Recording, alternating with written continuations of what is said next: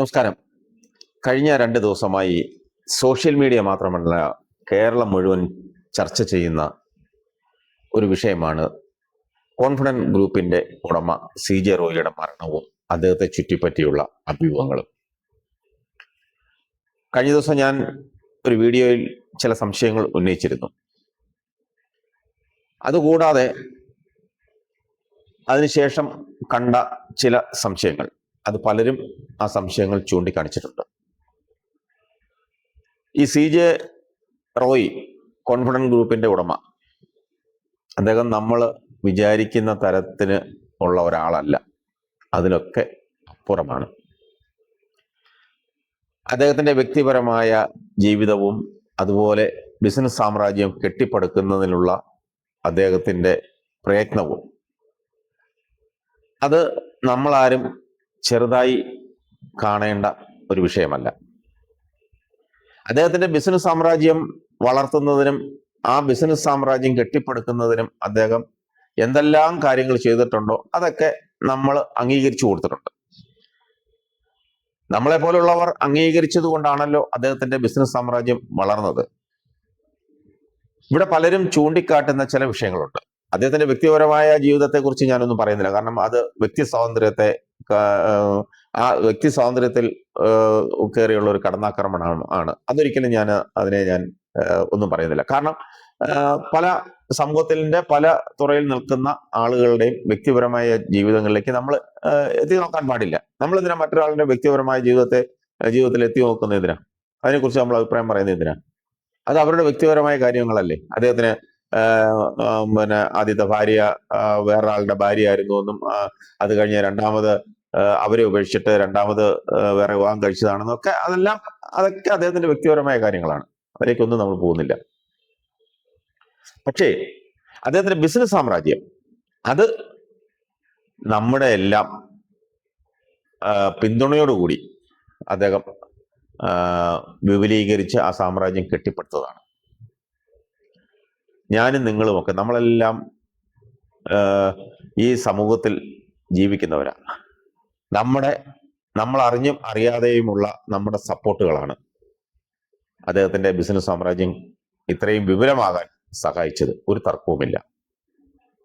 എന്നാൽ നിങ്ങളൊക്കെ ചോദിക്കും, ഞാൻ എന്താ അദ്ദേഹത്തിന് വേണ്ടി ചെയ്തു, ഞാൻ എന്താണ് അദ്ദേഹത്തിന് ഒരു ചെറുവിരൽ കൊണ്ട് പോലും ഞാനൊന്നും അദ്ദേഹത്തിന് ചെയ്തിട്ടില്ലല്ലോ, അല്ലെങ്കിൽ മനസ്സുകൊണ്ട് പോലും ഞാൻ അദ്ദേഹത്തിന്റെ ബിസിനസ്സിന് വേണ്ടി ഞാനൊന്നും ചെയ്തിട്ടില്ലല്ലോ എന്നൊക്കെ നമ്മൾ വിചാരിക്കാം.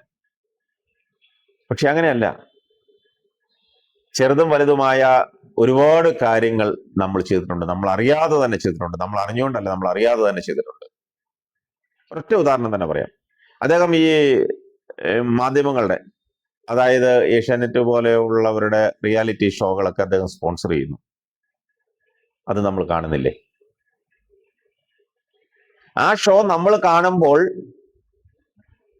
എത്രയും കൂടുതൽ ആളുകൾ കാണുന്നോ അത്രയും വ്യൂവേഴ്സും അത്രയും വരുമാനവുമാണ് അതിൻ്റെ സംഘാടകർക്കും അല്ലെങ്കിൽ അതിൻ്റെ ആ ചാനലിന് കിട്ടുന്നത്.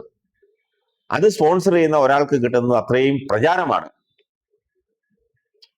അപ്പൊ നമ്മൾ ആ പ്രോഗ്രാം കണ്ടതുകൊണ്ടാണല്ലോ കോൺഫിഡന്റ് ഗ്രൂപ്പിനെ കുറിച്ച് നമ്മൾ കേട്ടതും നമ്മൾ കണ്ടതും. അവർ കൊടുക്കുന്ന സമ്മാനത്തുകകളും സമ്മാനങ്ങളും ഒക്കെ, ചെറുതും വലുതുമായ സമ്മാനങ്ങളും അതൊക്കെ നമ്മൾ ആ ചാനലിന്റെ ആ പ്രോഗ്രാം കണ്ടതുകൊണ്ടാണ്. അപ്പം ചാനലിന് നമ്മളുടെ ആ കാഴ്ച കൊണ്ട് ചാനലിന് പ്രയോജനം കിട്ടി, കോൺഫിഡന്റ് ഗ്രൂപ്പിനെ കുറിച്ച് നമ്മൾ അറിഞ്ഞു, അവർക്കും അതിന്റെ പ്രയോജനം കിട്ടി. അപ്പൊ അതാണ് പറഞ്ഞത്, നമ്മൾ അതിനെ മനസ്സുകൊണ്ട് പോലും അറിയാതെയും അറിഞ്ഞുമൊക്കെ ആ ബിസിനസ് സാമ്രാജ്യത്തെ നമ്മൾ പിന്തുണച്ചിരുന്നു. അദ്ദേഹം തന്നെ പല ഇന്റർവ്യൂകളിലും അദ്ദേഹം തന്നെ പറയുന്നുണ്ട് അദ്ദേഹത്തിന്റെ പ്രോജക്റ്റുകളിൽ ഇൻവെസ്റ്റ് ചെയ്യുന്നവരെ കുറിച്ച്. അദ്ദേഹം വലിയ മാജിക് ഒന്നും നടത്തി ശൂന്യാകാശത്ത് ഒന്നും പണം എടുത്ത് പ്രോജക്റ്റുകൾ നടത്തിയതല്ല. അദ്ദേഹത്തിന്റെ പ്രോജക്റ്റുകളിൽ മുഴുവൻ പുറത്തു നിന്നുള്ള പണമാണ്, മറ്റു പലരുടെയും പണമാണ്. അത് ആ പണങ്ങൾ പലർക്കും തിരിച്ചു കൊടുക്കാറുണ്ട്. പലരുടെയും വിയർപ്പിന്റെ ഫലമാണ്. നമ്മൾ കള്ളപ്പണമൊക്കെ എന്നൊക്കെ പറയും, പക്ഷേ ഈ കള്ളപ്പണവും വേണ്ടേ? അതും കൊണ്ട് കൊടുത്തിട്ടുള്ളവരില്ലേ? പക്ഷേ അധ്വാനിച്ച് വിയർപ്പൊഴുക്കി സമ്പാദിച്ച പണങ്ങൾ, പ്രത്യേകിച്ച് പ്രവാസികളുടെ പണങ്ങൾ ഇദ്ദേഹത്തിന്റെ കയ്യിലുണ്ട്. അത് ബിസിനസിന് വേണ്ടി മുടക്കിയതാ. ഇപ്പോൾ ഒരു പ്രോജക്റ്റ്, അദ്ദേഹം ഒരു പ്രോജക്റ്റ് തുടങ്ങുന്നു. അത് ഇന്ത്യയിലാകാം, പിന്നെ വിദേശത്താകാം, എവിടെയാകാം. ഇന്ത്യയിലെ ചിലപ്പോൾ കേരളത്തിലെ ഏതെങ്കിലും ഒരു കൊച്ചു ഗ്രാമത്തിലായിരിക്കാം. എവിടെയായാലും അദ്ദേഹം തുടങ്ങുന്ന ഒരു പ്രോജക്റ്റ്, ആ പ്രോജക്റ്റിന് ഇൻവെസ്റ്റേഴ്സിനെ അദ്ദേഹം കണ്ടെത്തും.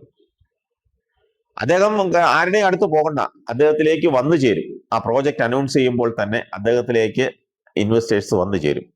അതിനാണ് അദ്ദേഹം വലിയ മനുഷ്യനാണ്, അദ്ദേഹം വാരിക്കോരി ചാരിറ്റി ഒക്കെ ചെയ്യുന്ന ആളാണ്, വാരിക്കോരി കൊടുക്കുന്ന ആളാണെന്നൊക്കെ ഈ റിയാലിറ്റി ഷോകളിലൂടെയും മറ്റ് സിനിമകളിലൂടെയും ഒക്കെ മറ്റ് കാര്യങ്ങളിലൂടെ അദ്ദേഹം സ്വായത്തമാക്കുന്ന, അദ്ദേഹം സ്വന്തമാക്കുന്നത് അതാണ്. അദ്ദേഹത്തിന്റെ ആത്യന്തികമായ ലക്ഷ്യം ഇൻവെസ്റ്റേഴ്സ് ആണ്, അദ്ദേഹത്തിന്റെ ബിസിനസ്സാണ്. അദ്ദേഹത്തിന്റെ ബിസിനസ് കെട്ടിപ്പടുക്കാൻ വേണ്ടിയാണ് അദ്ദേഹം ഈ കാണിക്കുന്ന മുഴുവൻ ചാരിറ്റികളും മുഴുവൻ ഇതുപോലെയുള്ള പ്രകടനങ്ങളുമൊക്കെ അദ്ദേഹത്തിന്റെ ബിസിനസ് വർദ്ധിപ്പിക്കാൻ വേണ്ടി മാത്രമാണ്. അദ്ദേഹത്തിന്റെ ബിസിനസ് എങ്ങനെ വർദ്ധിപ്പിക്കാനാ? ആ ബിസിനസ് മറ്റുള്ളവരിലൂടെ എത്തുന്നു. ഇപ്പൊ തന്നെ ബിഗ് ബോസ് എന്ന പ്രോഗ്രാം, ഏഷ്യാനെറ്റിന്റെ ബിഗ് ബോസ് എന്ന പ്രോഗ്രാമില് അദ്ദേഹം അതിൽ പങ്കെടുത്ത ഒരാൾക്ക് 10 ലക്ഷം രൂപ അതിൽ വാഗ്ദാനം ചെയ്തു, അദ്ദേഹം കൊടുത്തു.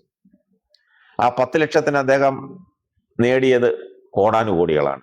കാരണം അദ്ദേഹത്തിന്റെ ഒരു പ്രോജക്റ്റ് അനൗൺസ് ചെയ്യുമ്പോൾ അദ്ദേഹത്തിന് കിട്ടുന്നത് കോടാനുകോടികളാണ്. അതിന്റെ ലാഭം എത്ര കോടിയാണ്? അങ്ങനെ അറിഞ്ഞും അറിയാതെയും നമ്മളും അദ്ദേഹത്തിന്റെ ബിസിനസ്സിൽ പങ്കാളികളായിട്ടുണ്ട്. അതിനൊക്കെ പ്രതിഫലം ഉള്ളതല്ല ഞാൻ ഈ പറയുന്നത്. അദ്ദേഹത്തിന്റെ ഇൻവെസ്റ്റേഴ്സിന്, അദ്ദേഹത്തിന്റെ പ്രോജക്റ്റുകളിൽ പണം മുടക്കിയവർക്ക് അവര് ആരോട് പണം ചോദിക്കും? ആരോടാണ് അവര് ചോദിക്കേണ്ടത്?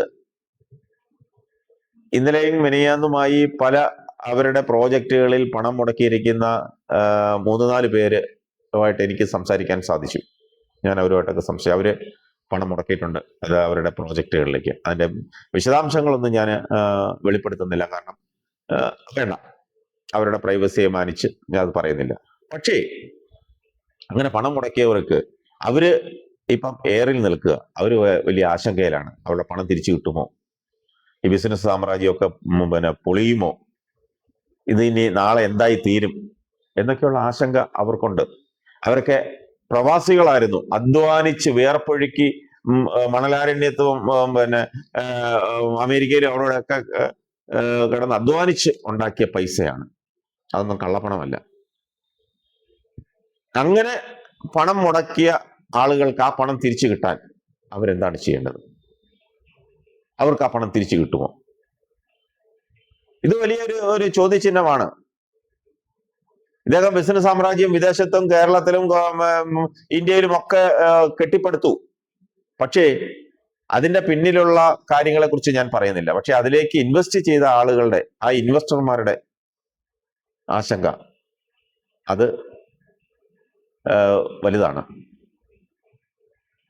കഴിഞ്ഞ ഒരു സോഷ്യൽ മീഡിയയിൽ ആരോ പറഞ്ഞിരിക്കുന്നു, കഴിഞ്ഞ 3 മാസമായി അദ്ദേഹത്തിന്റെ ബാംഗ്ലൂരിലെ ഓഫീസിലെ CCTV വർക്ക് ചെയ്യുന്നില്ല.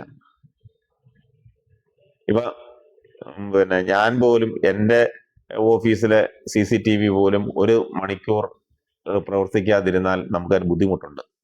നമ്മൾ പ്രവർത്തിപ്പിക്കും.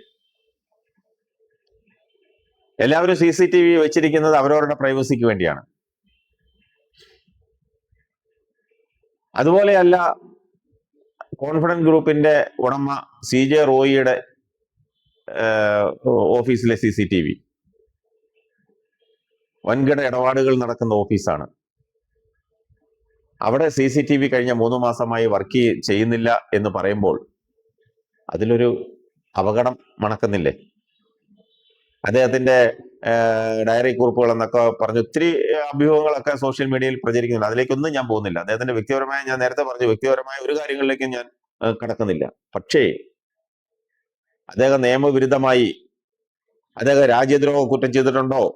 നിയമവിരുദ്ധമായി എന്തെങ്കിലും പണ ഇടപാടുകൾ നടത്തിയിട്ടുണ്ടോ? അങ്ങനെ വല്ല ബിസിനസ്സുകൾ നടത്തിയിട്ടുണ്ടോ? ഇതെല്ലാം അന്വേഷിക്കാൻ ഇവിടുത്തെ ഈ രാജ്യത്ത് അതിനുള്ള ആളുകളുണ്ട്, അതിനുള്ള വകുപ്പുകളുണ്ട്, അതിനുള്ള ഉദ്യോഗസ്ഥന്മാരുണ്ട്. അവരന്വേഷിക്കട്ടെ. അന്വേഷണ സംഘം അതിലേക്ക് കടക്കട്ടെ. വളരെ വ്യക്തമായി കർണാടക സർക്കാർ പറയുന്നുണ്ട് ഈ കാര്യങ്ങളെ കുറിച്ചൊക്കെ അവർ അന്വേഷിക്കുമെന്ന്. അവരന്വേഷിക്കട്ടെ, അന്വേഷിച്ച് അതിനൊരു വ്യക്തത വരുത്തട്ടെ. അദ്ദേഹം എന്തൊക്കെ നിയമവിരുദ്ധമായി ചെയ്തിട്ടുണ്ടോ, അല്ലെങ്കിൽ അദ്ദേഹം രാജ്യദ്രോഹ കുറ്റം ചെയ്തിട്ടുണ്ടോ, അല്ലെങ്കിൽ അദ്ദേഹം ആളുകളെ കളിപ്പിച്ചിട്ടുണ്ടോ, ഇതെല്ലാം അന്വേഷിക്കട്ടെ. അന്വേഷണത്തിൽ പെടുന്ന കാര്യങ്ങളാണ്. ഇതെല്ലാം അന്വേഷിക്കണം. അന്വേഷിച്ച് കണ്ടെത്തി ഈ പ്രധാനമായിട്ട് എനിക്ക് പറയാനുള്ള ഒറ്റ കാര്യമേ ഉള്ളൂ. അദ്ദേഹത്തിന്റെ പ്രോജക്റ്റുകളിൽ, കോൺഫിഡന്റ് ഗ്രൂപ്പിന്റെ പ്രോജക്റ്റുകളിൽ പണം മുടക്കിയവർക്ക് ആ പണം തിരിച്ചു കൊടുക്കണം.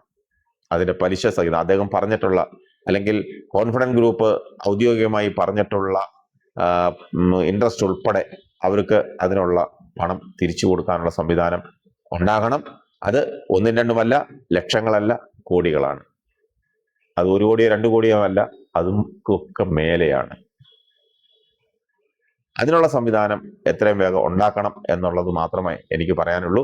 ഒരുപാട് പേര് നമ്മൾ ഉദ്ദേശിക്കുന്നതിനൊക്കെ അപ്പുറം ആളുകൾ പല പ്രോജക്റ്റുകളിലായി ഈ മുടക്കിയിട്ടുണ്ട്. അതുപോലെ തന്നെ പണം കൊടുത്ത് ഫ്ലാറ്റിനായിട്ട് കാത്തിരിക്കുന്ന ഒരുപാട് പേരുണ്ട്. ഇപ്പോഴും വിൽക്കാതെ കിടക്കുന്ന ഫ്ലാറ്റുകൾ ഒരുപാടുണ്ട്. പണി നടന്നുകൊണ്ടിരിക്കുന്ന ഫ്ലാറ്റുകളുണ്ട്. ഒരുപാട് പ്രോജക്റ്റുകൾ. ഇതൊക്കെ മുടങ്ങിപ്പോകുന്ന അല്ലെങ്കിൽ നിശ്ചലമാകുന്ന ഒരവസ്ഥയിലേക്ക് വരരുത്. ആളുകൾക്ക് അവരുടെ വിയർപ്പിന്റെ ഫലം അത് അവർക്ക് കൊടുക്കണം. കൊടുത്തേ മതിയാവും.